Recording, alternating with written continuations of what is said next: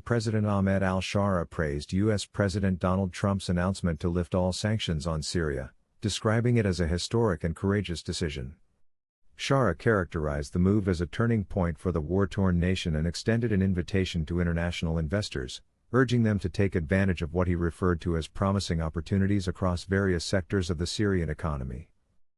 This development followed an unexpected meeting between Trump and Shara and Saudi Arabia earlier on Wednesday, which coincided with Washington's surprise declaration that it would remove all punitive measures against the Islamist-led government in Damascus. Trump also indicated that the United States was considering the possibility of restoring full diplomatic relations with Syria. The U.S. decision comes amid ongoing skepticism from Israel, which remains wary of Shara's government. Israeli authorities have long expressed concern over Shara's Islamist affiliations, labeling him a jihadist, allegations that persist despite his formal break with al-Qaeda in 2016.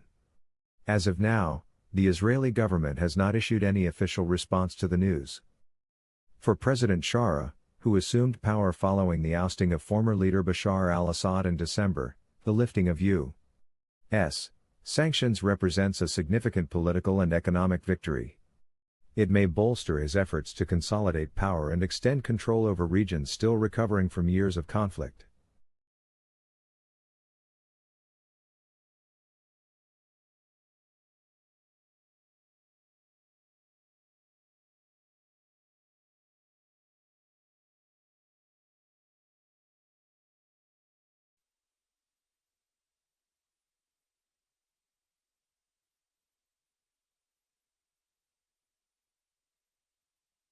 With the support of leaders in this room, and they're great leaders, you are, we are currently exploring normalizing relations with Syria's new government, as you know, beginning with my meeting with President Ahmed al-Shara and Secretary Rubio's meeting with the Syrian foreign minister in Turkey after discussing the situation with Crown Prince Mohammed and President Erdogan of Turkey.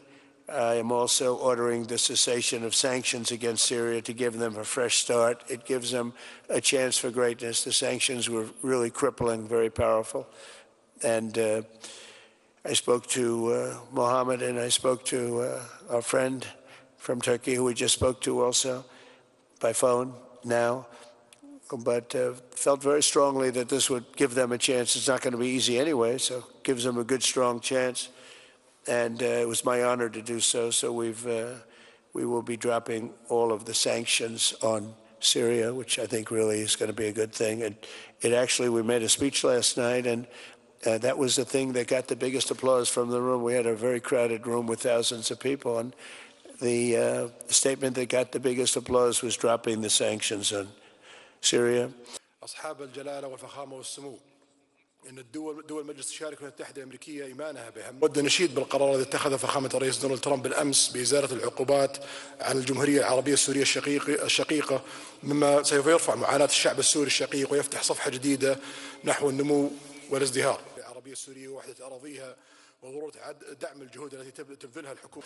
ونسعى معكم فخامة الرئيس وبالتعاون مع أشقائنا في دول مجلس التعاون الخليجي لوقف التصعيد في المنطقة وإنهاء الحرب في غزة وإيجاد حل دائم وشامل للقضية الفلسطينية وفقا لمبادرة السلام العربية والقرارات الدولية ذات الصلة لصالح النمو والرخاء لشعوبنا والتقدم. شكرا فخامة الرئيس، والآن أعطي الكلمة لفخامة الرئيس. I want to make a deal with Iran. I want to do something if it's possible. But for that to happen, it must stop sponsoring terror, halt its bloody proxy wars, and permanently and verifiably cease its pursuit of nuclear weapons. They cannot have a nuclear weapon. I don't imagine there's anybody at this table or anybody in this room that would say they can. The sanctions that I just placed on Iran, and we also, in about 52 days, 52 nights. Likewise, in Lebanon, there's a new chance for a future free from the grip of Hezbollah terrorists. If the new president and prime minister can rebuild an effective Lebanese state, he's going to be your ambassador. He's going to do a great job. Go of it for a long time. At the end of my first term, all But in the future, we'll continue that progress by adding more countries to the Abraham Accords. We have the 4, and I think they're going to be filling up very rapidly. Biden didn't do anything because he never did anything about anything. He had no capability, he had no ability, and it was a shame what he's done to so many countries, including our own country. They say 38 years. One said 37. It was an honor to spend a couple of days with you, and I'll see you again soon, and I'll see you a lot. Thank you all very much. Thank you.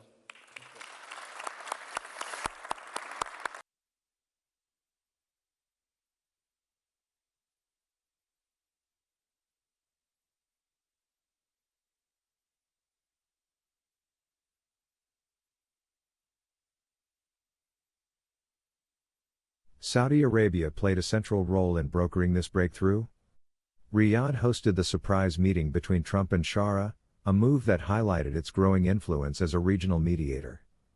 Over the past year, Saudi Arabia has led a quiet campaign among Arab nations to normalize relations with Syria, driven by the belief that Arab-led engagement is the best way to stabilize the region and curb Iranian dominance in Syrian affairs. Other Gulf countries, including the United Arab Emirates, Bahrain, and Oman, have also supported Syria's reintegration into the Arab League and have resumed diplomatic and economic ties with Damascus. These nations see potential in Syria's reconstruction efforts and are positioning themselves to benefit from future investments and trade opportunities.